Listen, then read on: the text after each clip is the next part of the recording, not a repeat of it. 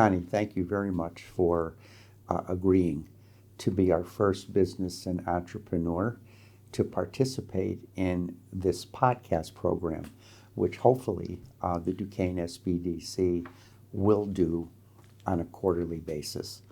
The idea being that our clients, the public out there, no better way to hear the good, the bad, the ugly, the failure, the success from small businesses than to hear it from the horse's mouth. So on behalf of all of us here today, sincerely, thank you. So how did the whole notion about cookies, ice cream come to be? So my daughter Hannah has Down syndrome, and she wanted to work in food service. And so when she was in the transition years in high school, between 16 and 21, they tried to find a place for her to learn some basic baking skills. And the closest place we could find was on the waterfront. We live in Robinson. Mm-hmm. So it was about 45 minutes during rush hour, twice a week for a 3-hour shift. And there was no point going home, right? So it was very inconvenient and also not actually geared to what she wanted to do. So then COVID happened and she graduated and whatever. My son was living in Madison, Wisconsin and wanted to get a new life. So he quit his job in tech and he came home and I strong-armed into ice cream. He wanted to do something creative. He's got a brilliant mind for cooking and that sort of thing. And so he decided on ice cream and I bake cookies. So it was a no-brainer. So you and Addison masterminded? So we masterminded that. We sat at the table and we just try to think of different names, and then I said, come on, guys, it's like a cookie and a cookie with ice cream in the middle of it. And he went, oh, that's it. It was a eureka moment. But the idea of starting a transition program that was born solely out of Hannah, and no matter what we did, we knew that we were going to be doing a work transition program for individuals with intellectual disabilities. That was on the table since day one. Is this all because of your daughter? That's because of Hannah. We wanted to create something on our side of town that was going to solve our problem for other people, because now Hannah's 25, she works in the store, but we're working with 10 schools, and we have kids that come in 13-week cohorts, 4 or 5 at a time, and they work for 13 weeks, and they learn everything from cracking eggs. Some of these kids have never cracked an egg, right? Some of them cook at home. Like, you don't know what you're going to get. But they measure, they scoop, they bake, they learn how to make coffee, they learn how to decorate cakes. All the things we do in the store, they learn how to do. They learn how to change the toilet paper roll, whatever it is.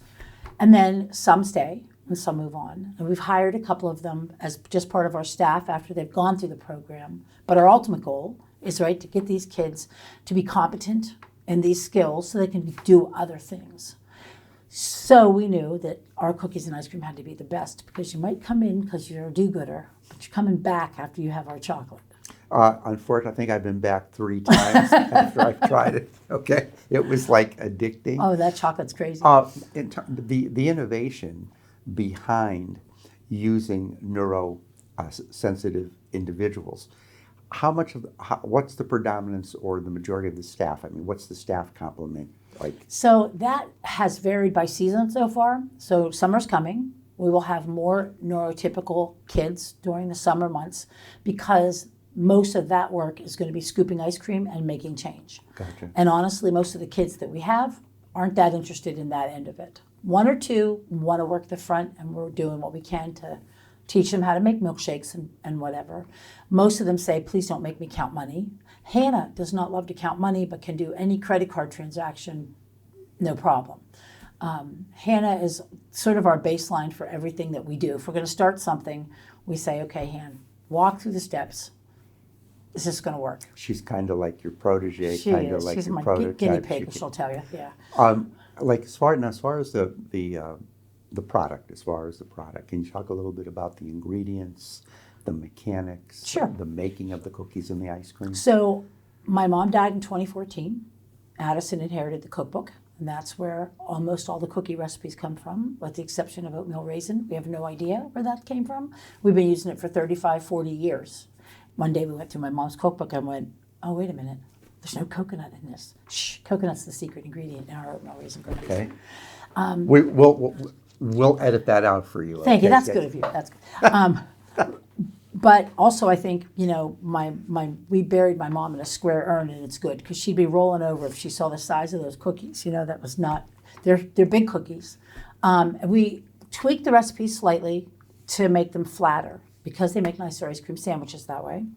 And we use all butter. There's no weird stuff in any of our cookies. And the ice cream is made with what's called a clean dairy mix. Okay. So it's not organic because it comes from United Dairy and it's not organic, but it doesn't have weird, non-pronounceable chemicals or anything in it. It's just sugar, cream, protein, a couple of stabilizers. It's beautiful. 14.5% fat, which if anybody out there knows anything about ice cream, they'll know what that means. Yes. But what makes our ice cream better, yeah, I said it, better, is that we use a gelato machine and not an ice cream machine. Okay. And the difference being that ice cream has air whipped into it. The gelato machine folds the air into it. So if you cook it all, when you fold something, you maintain the structure of it. And when you whip something, basically you're forcing air into the structure of it. In particular, up to that particular point, I recently did make something, and the recipe said, fold this product in after you did ABC. Right. Well, I just took it and put it in. You stirred it. Yeah, and it was absolutely right because it did not come out the right. way. Folding is different than whipping. Right. Yeah, I learned a lesson. So and next time you'll fold. I will fold. In terms of getting the business off the ground, what were some of your challenges? What were some of the things that you go to sleep at night saying, oh my God. What were some of the challenges, at least early on? Okay, so I have this terrible problem in that I don't ever see the obstacle. That's where Addison comes in, my partner, my son. Yes. He sees only the obstacles, whereas I have 6 kids, okay? I have been stepping over obstacles for a very long time. Absolutely, yes. I don't know what I don't know still, right? So as everything comes up, I just try and see what's in front of me and what can I do to make that more efficient or better. Whereas Addison was the sort of long-term projected thinker. So he's the one who initially hooked up with the SBDC to work with Doug, to work with the business plan, and to be as thoughtful as possible about things that we didn't know we should be considering. We often talk about, in business, the idea, especially if there's a partnership, it's always about the chemistry. It sounds like you and Addison have that chemistry, yin and yang, left and right, where Dr. Jekyll, Mr. Hyde yeah. could be that, but it's always, we say, if there's the balance. Somebody might be a little bit more long-term in their thinking. Someone might be a little more short-term from the aspect of getting the operational aspects of the business going. I think when I talked to Doug, as he would fill me in on the early process, he said it was very interesting to see the complementary nature of how you guys were ultimately working together. What would you say, from your perspective, were your greatest challenges? Financial challenges first and foremost. We could not get conventional lending, despite the fact that we both had excellent credit ratings, we both had houses, we both had no issues financially. Our business plan, our business model is unconventional in that we know that we're working with OVR and we're more of a teaching aspect. Several bankers wanted to know why we weren't attempting to launch as a 501. Why did we think that we, and of course we didn't launch as a 501 because just because you have a disability doesn't mean you can't do a job. So, right? One of the things I had said to Doug at the time, how interesting, where maybe that subjective thought process came in, because again, when he was filling me in on the activity, he had said that you were going to be hiring people, the individuals from OVR, which I thought was, this is unique, this is great. And then when I heard him say, well, Rich, they want them to go to a 501c3, and I thought, oh, come on, Yeah. come on, they're making a jump when they really are not stepping back maybe and saying, hey, And taking a look at what there's no, because of A, it has to be B. Exactly. It shouldn't be. And So to that point, I that was concerned. Very, very frustrating to have a person who has our portfolio in front of them say, well, you think people are going to wait as long as it takes for someone who is disabled to scoop their ice cream? And I'm thinking, well, if it's good ice cream, they're going to wait as long as it takes. You're like, my perspective is different because I'm a parent and because I've been in this community. And I know what Hannah can do. I'm telling you, best latte in Pittsburgh, that kid makes it. And now it's great to see some of these other businesses in the area that are starting to open up in this idea. So as a result of your innovation, as a result of you going down this particular path, you just had indicated that other businesses have witnessed this and are seeing that. Are you seeing this locally? Other businesses beginning There are to maybe look at several looking at- other businesses. One that is very near and dear to my heart, whose name I can't say on a podcast, who is very near to us in our little plaza, who has now approached the same agency that we use to try and do some of their prep work with this kind of a program, because there's a lot of value to it. So ultimately, when you mentioned the challenge, and you ultimately said it was getting the conventional financing. So we ended then up doing a what really unconventional financing thing. So Addison had left a tech job. He had a lot of money in a 401k. So we ended up restructuring to convert that 401k. In fact, it was one of your guys who had the secret little recipe there. Well, thank you for that. We restructured, and we basically created a 401k in our business, and Addison was able to roll that financing over and then borrow against it. Okay. And what was beneficial to us is that, we no longer have any safety net or any money, right? But we also have no debt. So the only debt we actually went into, we were able to buy all of our freezers new, which you should do. It's your bread and butter for an ice cream business. Right. But everything else was either auction site. We did all the work ourselves. We made the tables, which we get compliments on every day because they're fantastic. So all the decor, like when I come in there, all of that That was done by us, and actually a bunch of groups of Hannah's friends and other people that have come through did all that work. And so we just looked at our business plan because this is our second year. Right. And I was telling your colleague that I just pitched for a business accelerator program, and I fingers crossed will be accepted, because it's 16 weeks of here's other stuff you don't know. Keep going. Well, I did not. Doug didn't get a chance to film. I haven't told Doug yet. Okay, This was somebody who approached us that works specifically with the disability community. Okay. And tries to support endeavors that support the disability Nice. community. Very and so nice. for us, it's a terrific fit. Yeah. Right. But we had a chance to look at our business plan, and one of the things that the bankers told us the whole time was, well, this is too pessimistic. Why don't you want to own 5 stores? And, your numbers are too low and you're never going to make it. And our numbers are actually a little over 50% higher than we projected. And we considered our projections to be stretches. So how have you done, just say from a gross revenue perspective, in terms of where maybe you thought you'd be to where you are? We're 50% better. Okay. We have way more staff than we significant. thought we were going to have. Okay. We're already, our January to June projections were met in April. So not that we're going to slack for 3 months, but if we Right. did, Right. So you're about 3 or 4 months ahead on the projections. Yes, That's which good. is So your very- cash flow would be very. Yes, so our cash flow is good. So that's, a big relief, because obviously that's a big strain. And we have figured out a lot of things we didn't anticipate before, like we do weddings now. We did the Pittsburgh Wedding Show. We got a lot of bookings from that. People are always looking for something unusual and different, and we can custom make their ice cream to their bridal colors or to their flavors or whatever. It's just fun. Yeah. So we've got these other revenue streams that we've been able to pull in because we have a little extra. And also we're pretty thoughtful about, like, I want a printer for a label. I need a new label printer so that we can label everything consistently instead of buying the labels. And it's like $3,500.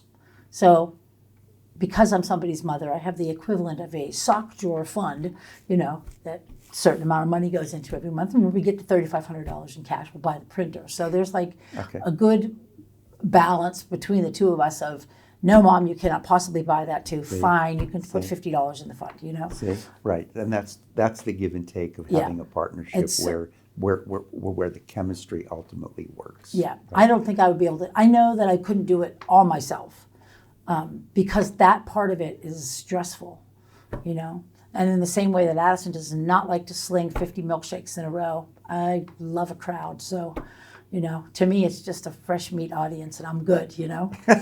What were your like? If you any other challenges? Any other? If you were to advise colleagues or other would-be or existing entrepreneurs, what might you tell them to be mindful of, or make sure you pay special attention to? I would say if there, one thing we did not do that I wish in retrospect we would have done is actually find a business that would let us shadow them. There are things like stupid things, like we had these 3-ounce cups and we loved the cups and we had the lids, but it turns out that you could only buy them from one company. So we've recently figured out a way to get everything from the, you know, for ease Yes, or whatever. yeah. But had I shadowed someone, they would have probably already said to me, yeah, you're thinking about this backwards. What you really need to think of is how do you get this whole order in one spot so you're not going back and forth, and how to keep your inventory a little more tightly, and you know how to anticipate customer need a little more efficiently. We're good at it, but I feel like we lag. So basically, say if it was someone who was starting out in the business, in your case, treats and ice cream, or a restaurant, or whatever, they give them an opportunity to shadow. Go spend some spend a time couple of days of it, see the find out, process yeah. from beginning to end, from opening to closing. What is that Yeah, process? what is it and actually, goes you know, on? the That's number an of times you excellent idea. actually have to mop the floor. Like, Yeah. there's things you don't think about because you're very busy thinking about the financial end of it. Right. But your boots on the ground end of it is completely different. That's good for me because I am not a very Well, you big just gave thinker of, you just gave me like this incredible idea, but I promise you, if it's another cookies and ice cream store, I won't ask you to shadow them. You Or I could won't- still. Okay. It's funny because people say to me, I wish I could have your recipe. And I say, you can have whatever recipe you want because they were my mom's. And if my mom was alive, she'd have already given you the recipe. And it was probably Betty Crocker's. My mom never invented anything.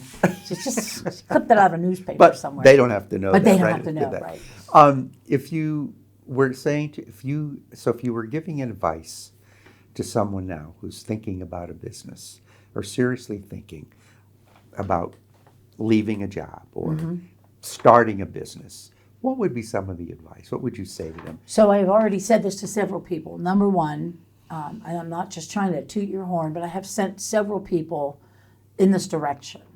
Do the basic class. Find out if you're actually cut out for it because there's a lot of stress in not having a guaranteed income. That's a huge stressor. Yes. And also the number of hours that you put in, you don't get to walk away. Right. Like Addison's out of town for 5 days. So someone's going to be there from 5:30 in the morning till 10 at night. And guess who it's going to be? You know, and you can't resent that. You have to embrace that. And you can't do that if you're not in the right mindset. You know, I've often said to clients, and again, not because I'm any philosopher, but I will say to clients, you know, vision without sweat equity is a daydream. That's true. I mean, you could sit and talk about this from here to eternity, right? Right. And yet, if you're not going to put pencil in hand, if you're not going to put the time and the commitment to it, and I think that's where we see often a lot of the would-be entrepreneurs sometimes walk away because they have the idea, but then it's like I have to do this, I have Yeah, to the do follow that. through is tough. Yeah. There's a lot of things, there's a lot of balls in the air all the time. And you have to be able to say, that one can fall. That's okay. You know, in the beginning, we had 6 cookies, right? If we started to run out of one cookie, everybody panicked. And then one day Addison said, you know we're allowed to sell out of something, right? Like, it just never occurred to us. Yeah, of course we can. You know, you have to give yourself the grace and the leeway to understand that you're not going to be perfect. It's not about being perfect, right? It's Right, about exactly. always getting.